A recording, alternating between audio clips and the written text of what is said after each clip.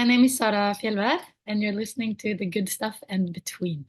The good stuff's in between the lines.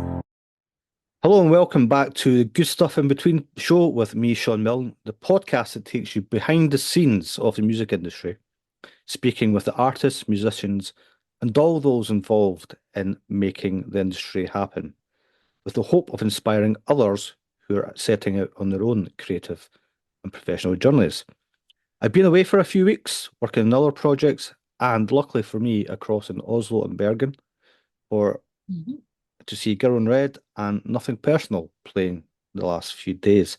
So I'm particularly delighted to welcome today's guest, singer, songwriter, and musician Sara Fjeldvær. Sara Oh, very Fjeldvær, good. Yeah. Listen to you. our first ever guest from Norway. Wow. Velkommen til podcaster. Oh, tusen takk. Let's get straight into this then. You are originally from a small village in an island called Hitra, which I Yeah. think near Trondheim in the north of Norway. Yes, I've lived for 10 years in Trondheim, which is in the middle of Norway, still by the coast. You say still by the coast, that must have inspired you quite a lot in how you came about your music and how you create your music. I guess I've never been away from the ocean, so I think being near it is a big part of me. Yeah. How did you get into music in the first place? Is it sort of music in your family? Was it friends? How did it all happen? I'm not from a place where there's a lot of music, so I have a father who's a musician. He is the sole reason, I'm pretty sure. And uh, and we formed a family band, and I've played since forever I can remember. I think having a piano at home and being able to express whenever I had an idea is the reason I do music because it's always been available to me through that. So I was reading some articles you've done previously, and the suggestion is you started maybe as young as 4. You know, you've been around music for a long time. Yeah. You started writing songs, what, maybe when you were 15? The first song came out? I started writing songs when I was 11, 12, and then I don't there's a cat here who's like annoying, but it's very cute as well. But I released my first music in 2021 when I was like 20, I don't know. And one of the songs on that I wrote when I was 14. So yeah, it's been a long journey and I'm starting to write good songs, I feel. Well, you've had a bunch of singles and EPs. You've got 2 of your own albums out. You've now got a collaboration out. Yeah. And not only that, you run your own record label. Yeah. That's quite an achievement in itself. So I'd like to unpick some of that. Why the record label? How did that happen? Yeah, you should ask that. I understand why you wonder.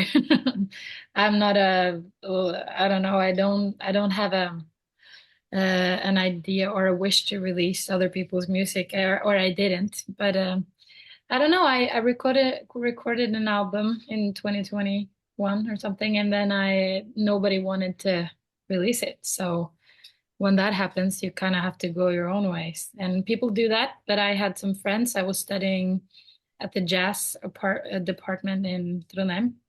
So three of my good friends and fellow musicians, they also wrote music and wanted to release. So we just got together and decided to, you know, collaborate to make it easier.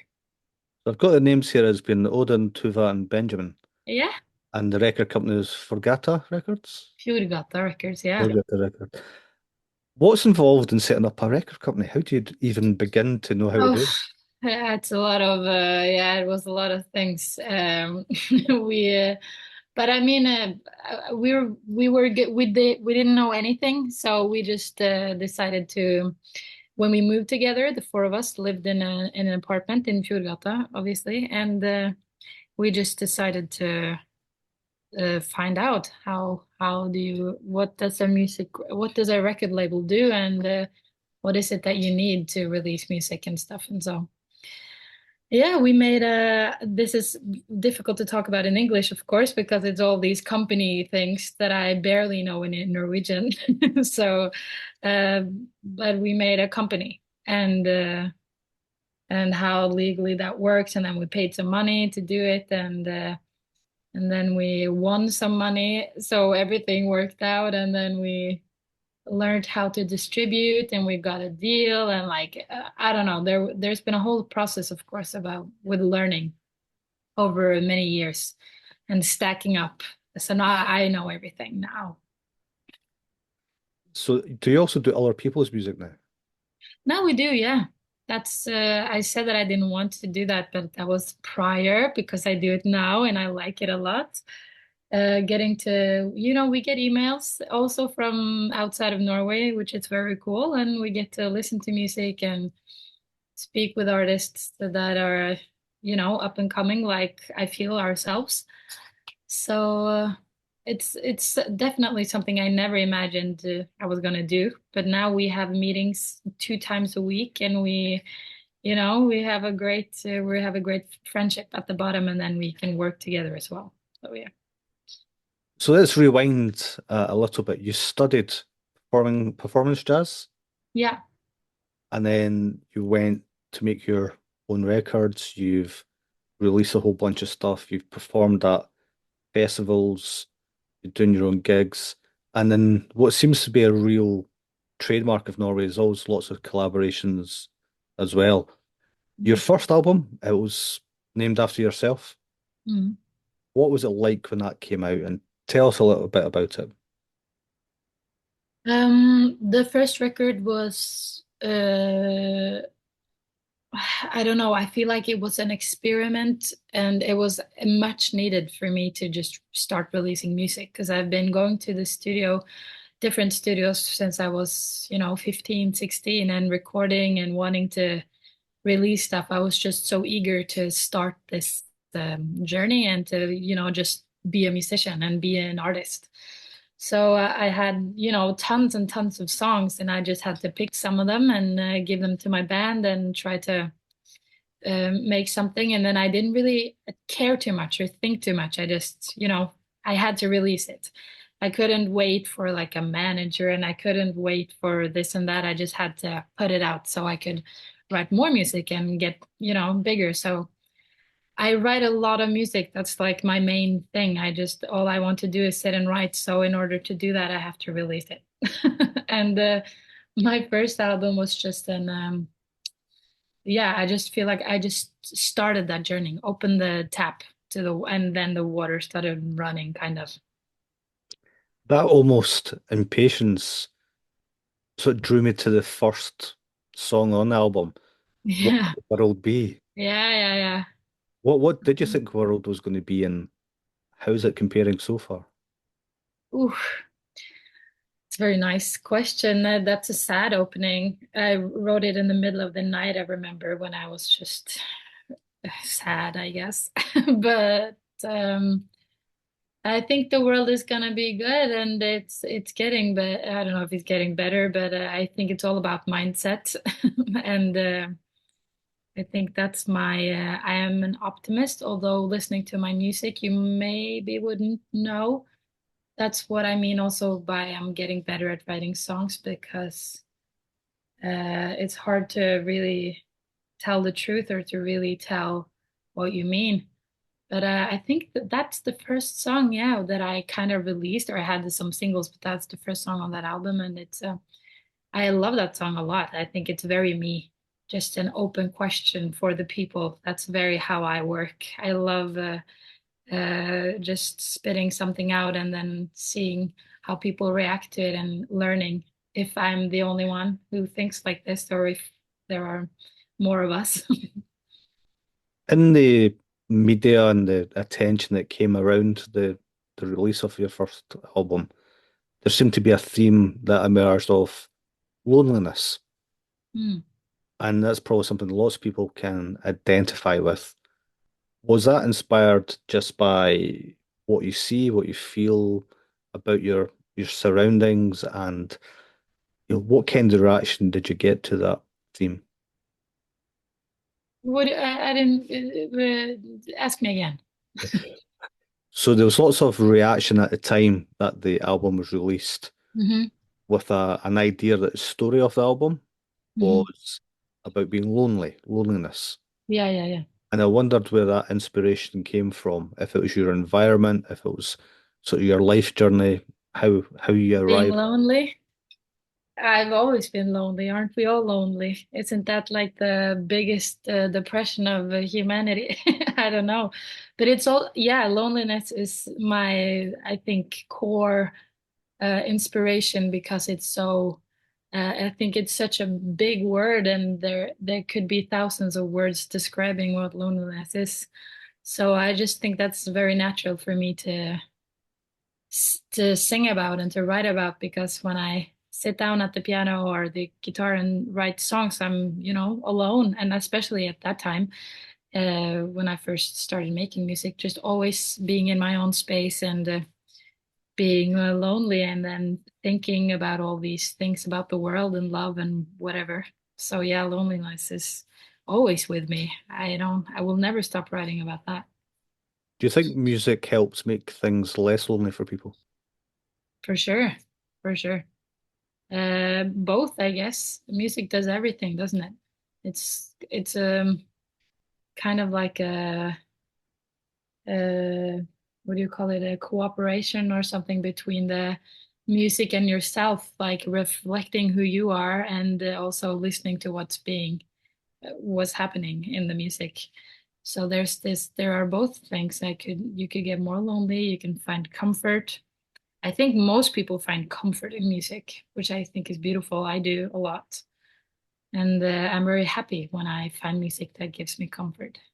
What kind of music does that for you? Mm,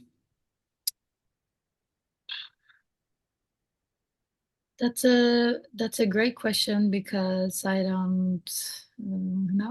Or I know what gives me comfort, but I don't think I think as a songwriter I comfort myself more with my own music, not by listening to it, but by creating it. And I think that's kind of my way. I think where people would put on a record or listen to a song, I would sit down and write a song. That's kind of, where we differ. But also I have my albums that I love and listen to. But mostly I think for me, music makes me happy or puts me in some kind of mood. But I have like very like periods. So what I listen to, I only listen to like one artist for a month and then another artist for the next month. And I listen to Nick Lowe a lot, which is a great songwriter. And I listen to Kurt Weill. And I listen to a Canadian guy called Joel Plaskett. Only like yeah, stuff that most people I know don't know about, but my music friends, close music friends, they know. So yeah. I've got lots more music questions for you in the rapid fire round later, so we'll save some of that. But Nice. you mentioned that you write a lot of songs, and that's clear from after your first album. You went straight into those. I think Best Love was an EP that Yeah, followed yeah, the year nice. after. Why Go Quiet? Mm. How did that differ from the album? It differed for me because now I was rolling, and now I'm starting to okay, I can write something and put it out. And also everything I've released has been recorded in the same studio, which is where friends of mine work. So it's been like a long collaboration thing, and I feel like we've grown together because they started the studio just before I recorded that album, so it was cheap and it was easy, and we were learning together. Is this So Nyhavna? Nyhavna Studio, yes, Nyhavna, yeah. Nyhavna Studio in Trondheim, and so the first record was very like jazz band recording. We were in the same room. I was just recording my vocals in the other room at the same time that they were playing. So it's really like alive, which lots of jazz music is. And then on the EP, I went to them and I was like, Åsmund and Matthias, the guys who run the studio, and I said, we gotta go. I'm a pop musician, guys. We need to do this the pop way. And I don't want to go to Bergen and sit in the studio there. I want to be here. So let's learn together.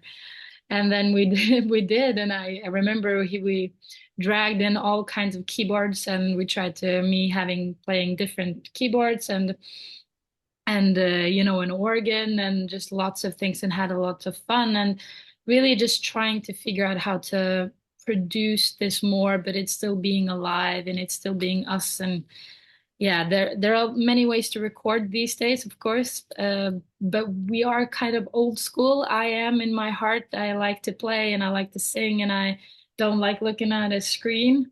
And they're also, very 60s, 70s guys with like loads of gear and yeah, trying to, I don't know, not and we need to have a studio, and we need to put a bunch of instruments on it, and so but still making something that was produced and sounded the way we wanted it to sound, and being like finessed or whatever. And I started using like a metronome, or what do you say? I didn't do that on the first record. So there was just all these things that I learned and tried, and most of it I didn't like, and some of it I liked. And yeah, so for me, long answer, but for me, the EP was just another step towards learning how to record and how to like make the music that I want to make, and having some other artists in, and yeah, playing some, I think, or it was that my next record, putting strings on a lots of things. So I have these chapters, I feel like, where I've grown, so a little bit more produced. That's what I'm trying to say.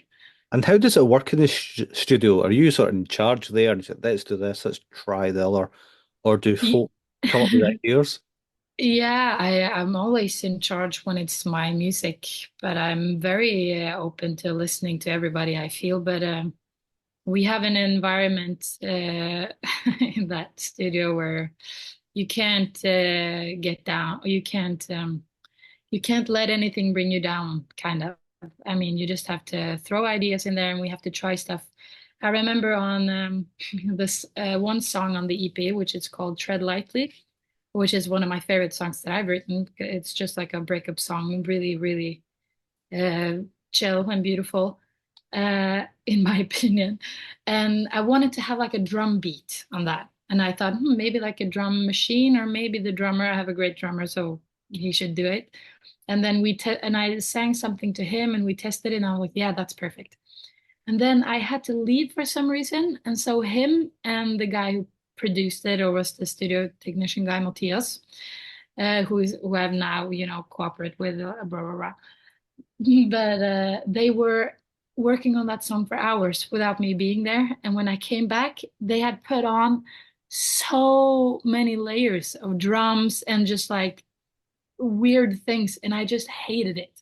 I thought it sounded just so bad, and I just didn't know what to do, because they were so happy, and they thought it was so cool. And then I was like, but this is my song, and I respect that you try, but I don't want this. And that was a very good experience. And I mean, it all worked out, but it was something new, giving your song to someone and they just completely ruining it. Oh, it was fun. I guess that's the beauty of music. It's so subjective. Everyone has their Mm, own opinion. absolutely. And I love that they take part in my music. That's a feeling on its own. People wanting to, and not only wanting to, but feeling like it's theirs as well, which it is. So you've gone from the album to the EP, some singles, and then it seems like you just put out a whole load of singles, just bang, bang, bang, bang. Meant to Love, Come Undone, Indulge Me, Hold Me Then. Mm. What kind of impact has that had on people recognizing your music, um Mm. their thoughts about your music? What kind of feedback do you get? Um, yeah, with my second album, which came out just half a year ago in February. That was when I don't know, people maybe started respecting me and learning about me as a musician and a songwriter, because that's what I feel that I am, much more than a singer. I am a singer, but it's a lot of people write with other people and they borrow songs here and there, which is totally cool. But for me, it's just the whole experience of it. It's like my diary is writing songs. And I think with Stars, this album, it was also very it had its themes, with stars and with like several. I kind of like worked through the songs a lot and wanting them to fit into each other. This was the first time. This record was the first time where I didn't have like 30 songs laying around, 50 songs. I had 20, and I had to like pick which ones fit together, which I love. That's what I'm doing now as well, writing my third album. It's all about, not only just writing 10 songs and then releasing it. It has to, they have to have something to do with each other, fulfill each other somehow. Do you have a favorite song in that album? The one that you go to all the time? It varies, but it used to be Meant to Love mostly. I love that song. And when we started playing live, it became We All Know All Too Well, the last song on that album. And I think now it's the first song on the album, which is Are We All Like This?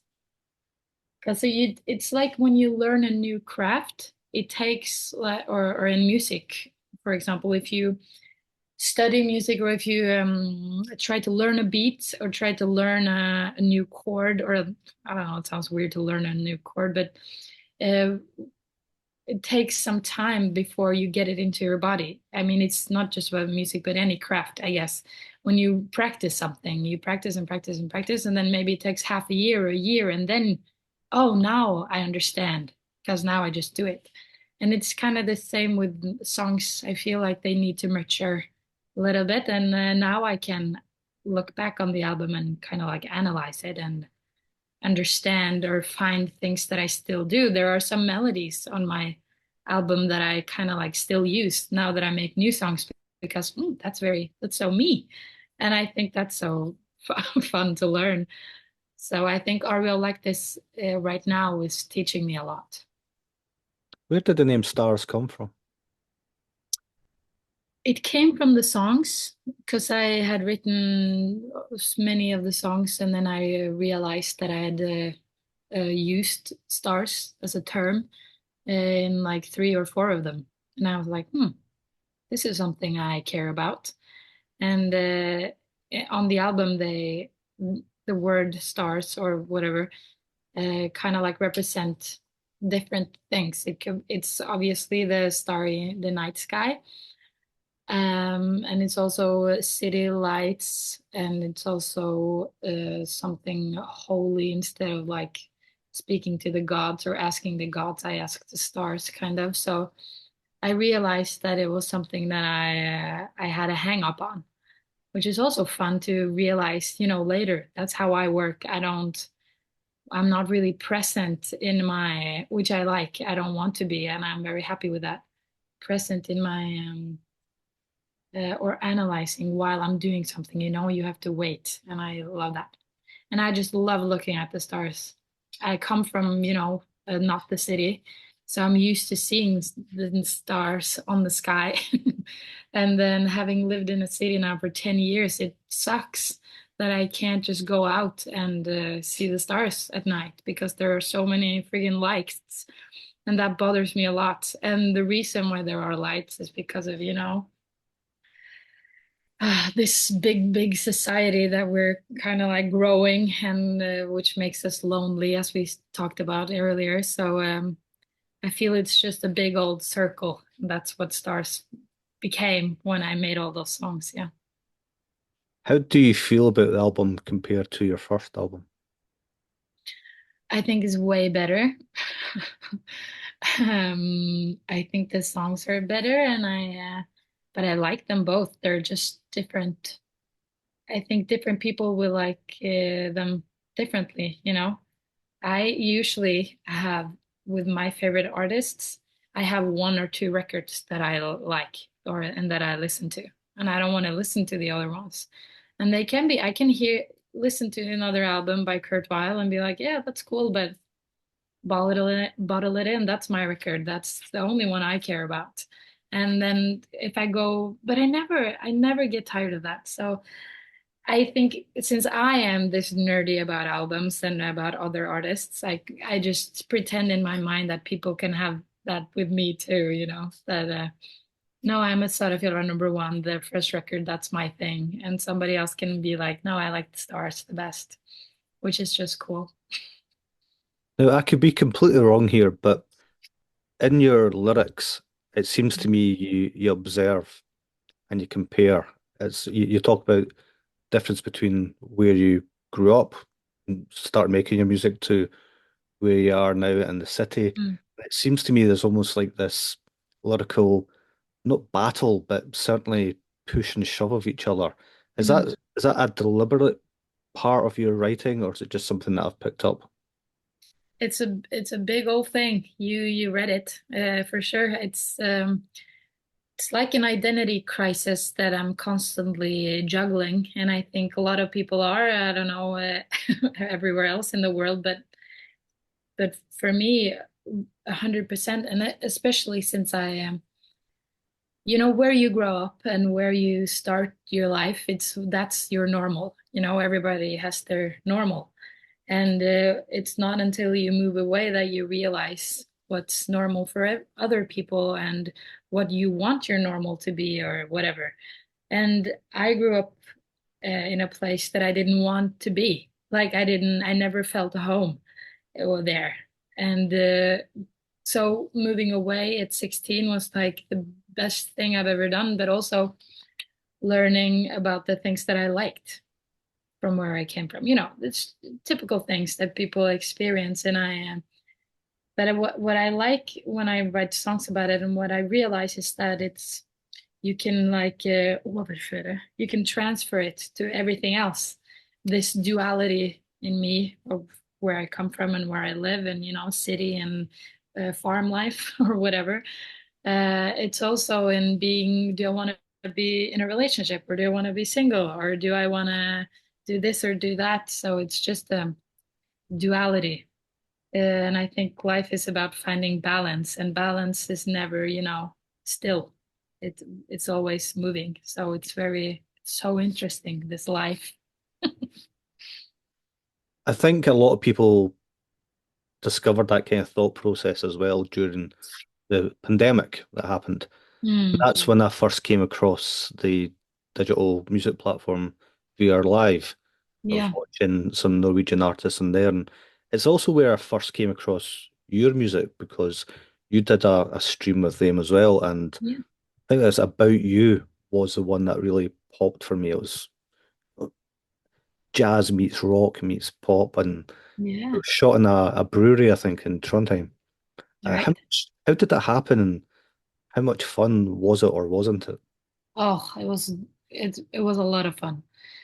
It was some of it was not fun because I had some trouble with my voice at that time. Like I've been struggling with some things. So I remember that was because this was after the pandemic. This was not during. So that didn't, you know. So doing a live stream was kind of like a little bit weird because we were like, who watches live streams? But it was cool because, you know, reaching out to other people and across the country, which is cool. Or what do you call it? International, whatever. But it was great fun because it was at a brewery and we are friends with the brewery and we got lots of beer. and we also just invited some friends to be there in the audience. And I love performing. Obviously, I think you can tell from the video and from my shows. So it's just the best thing ever to talk about music and be there and sing and do the whole thing. So even though it was a video and it was a little bit strange, it kind of I loved it. I love every time we play. Um, And just being in the room with my band and an audience is the best thing. So, How does that sort of cozy kind of location and setup compare with doing festivals, for example? Because I'd imagine that environment is a bit more jazz-like, which is also part of your background. But then you'll go to a big festival like by Alarm or mm, thing mm. call or something else. Is it a very different experience? Is your preparation different? Yeah, I'm gonna be honest, I've never prepared for a gig ever. I've never prepared to go on stage. I've never done my vocal warm-up things. I just, who I am on stage and who I am privately or whatever is just the same person. But I've learned that, or through just playing a lot, I realized that, okay, this is a job and I have to, people kind of demand things from me now. And that's when I started learning stuff. And especially with festivals and like Bylarm, as you mentioned, in Norway. It's not just a festival because it's a festival for music, the music industry. And they're just so I don't know, I don't mind the industry so far. It's just a weird place for me. I think there are just so many pretentious and cool people. And so playing at such a place, or I played there this year as well, and um it's different because there are just other people around all the time. When I'm just with my band where it's just small gigs, it's chill and we do our job and we go on stage and get into the zone. But when there's and it's not about the bigger audience, it's just a different audience with a festival or something. People may not know who you are, which is kind of strange when you're going to play something for them. So it's a different mindset, I guess, to I actually have to represent who I am or give somebody an impression, which is just a strange thought in itself, I think. How do you do that? Just be yourself. Well, maybe the strangest adventure is about to happen because you're coming to the UK to make your live debut here in Glasgow, of all places. Yeah. We're moving on to England and I think Portugal. Mm. How did that happen, and what are your thoughts, a week out from taking the stage at the Old Toll Bar? Um, yeah, that was just, me wanting to travel, first of all, and then having met Andy Hanna, which you probably know, who's a great guy, and I like him so much that I invited myself to visit him. People, maybe your people are like that. You're just kind and say, like, yeah, you can come to our place if you're traveling. And then I'm always like, yeah, I want to do that. Sure, I want to do that. So I just asked him if I could come. And of course, I wanted to play a gig because then I can meet some people. And it's not really. I mean, I want to give people something, but nobody knows who I am. So you have to start somewhere. I'm just that kind of person, that DIY girl. I just have to start and then we'll see. And then I'll learn. I don't, when you're out partying and you drink too much and you wake up the next day and you have like anxiety for what you've said or what you've done, or like, oh no, I've been stupid. I never have that. I never do. I do lots of stupid things and I'm all over the place, but that's how I learn and that's how I live. And I feel like this tour is very like that. And I know people, all the places I'm visiting. So it's just to meet friends outside of my own country because, Norwegians are very cold and quiet sometimes. So I really want to get out of there at some point. Not forever, but a little bit. What is it people who come along to the gig on Monday will be able to expect from you? Because you've got such a different range of music going on. You've got your own albums, your EPs. You've also got your latest collaboration with the Matthias, Like Waves. What's going to be your show? What are you going to do? Or just going to surprise us on the night? Yeah, I'll surprise myself, I think. Um, but it's gonna be me performing my songs the way they are written. which is just on the me and the piano. And I mean, I play a lot like that at home in Norway, and I play some gigs here and there and some songs. So it's a very safe space for me.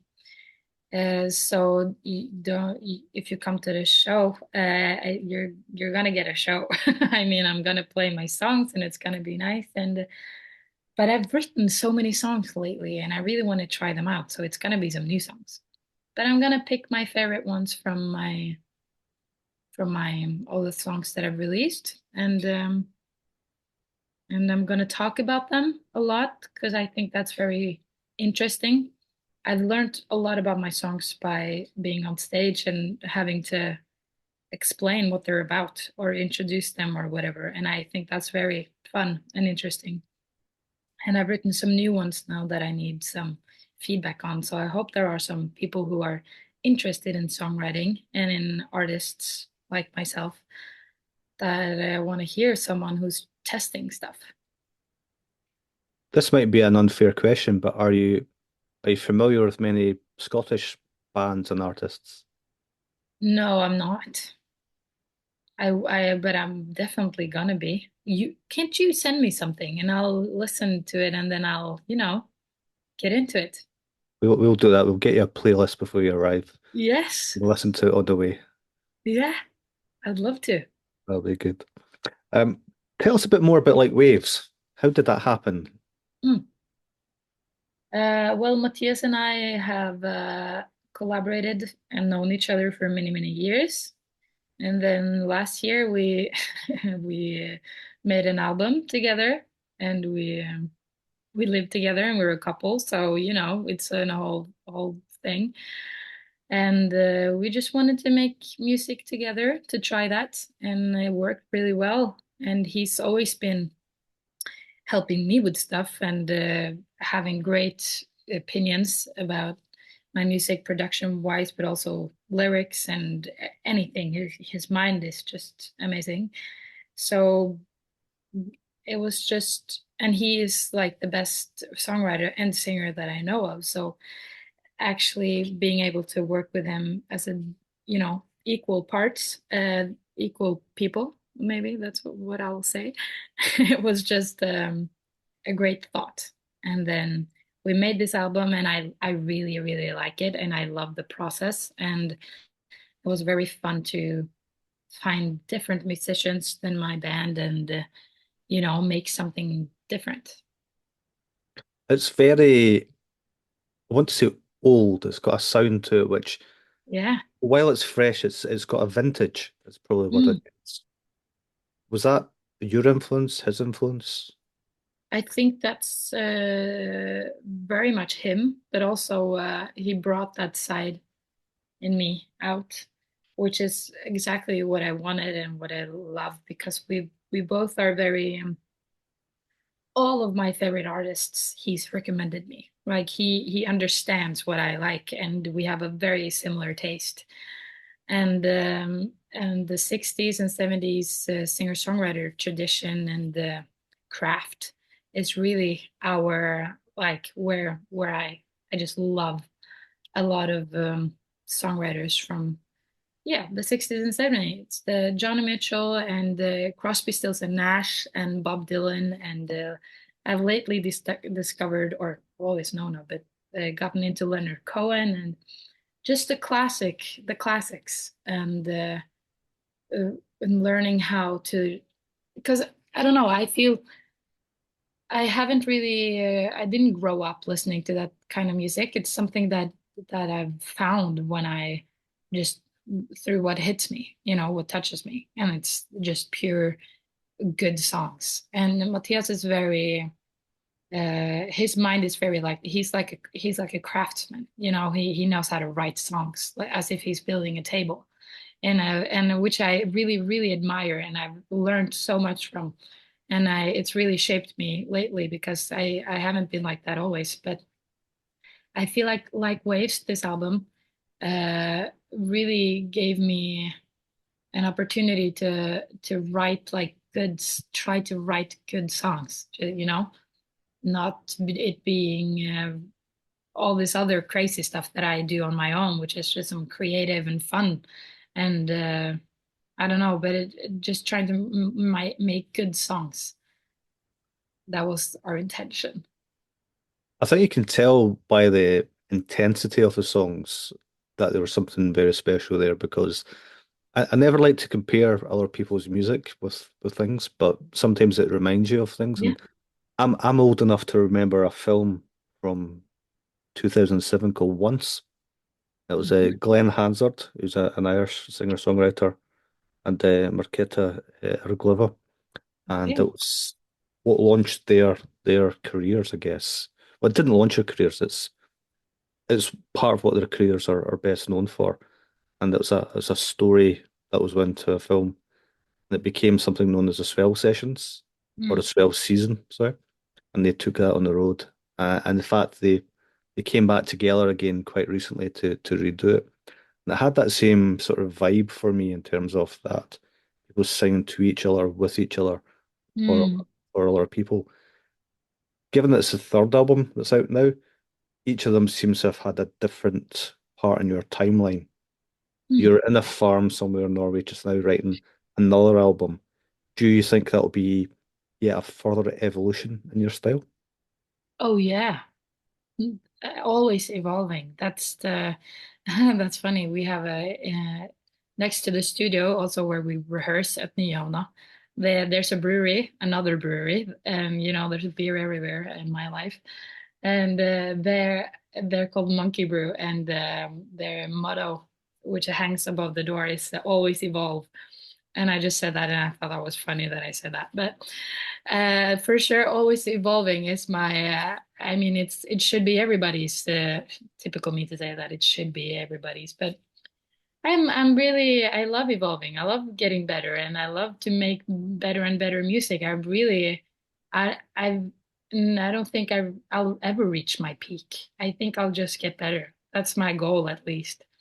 And I mean, both me and Matthias are going to write more music together, and I'm going to continue writing, and I eventually I'm going to get really good, I think. Okay, well, I'm conscious of not holding you back from the songwriting process for too much longer, so we'll finish off with the quick fire round if that's okay. Yeah, What was the music of your youth, and do you still carry it with you? I don't remember listening to music in my youth, so no, I feel like I've had to discover stuff. Last You? song, last song or podcast you listened to? Last song was Famous Blue Raincoat by Leonard Cohen. Exclusive album launch or festival? Album launch? No, what? Yep. Exclusive album launch or festival, which would you rather? Uh-huh, festival for sure. Favorite food or rider? You have to choose or writer. Yeah. Favorite food. So what I mean is your favorite food or so rider is like when you're performing, they give Yeah, you yeah. My yeah, writer, yeah. yeah. So what is your favorite food or favorite rider? Ah, so interesting. My favorite food, anything homemade, anything. If you could collaborate with anyone alive or from history or their project, who would it be and why? Anyone in the world, it would be Kurt Weill, because he's just a genius and probably a really cool guy.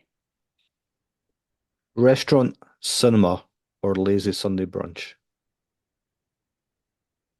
I want to do all three, uh, and after each other. Are you a digital addict or can you switch off? I can switch off. Yeah, I'm at a farm. What does life look like after you stop? We'll just have to see. One artist everyone should be listening to right now. Bob Dylan. From where you started until now, what was the good stuff in between? Ooh. Um, Writing songs. And what's the best piece of advice you've been given or would share with other people? I don't listen to advice, or I listen to advice, but I don't remember advice. Maybe that's accurate. Always be yourself. Isn't that what we should, or always evolve? Maybe I should say that. Yeah, I'll say that.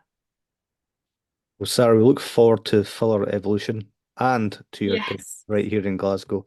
In the meantime, thanks so much for coming on the podcast.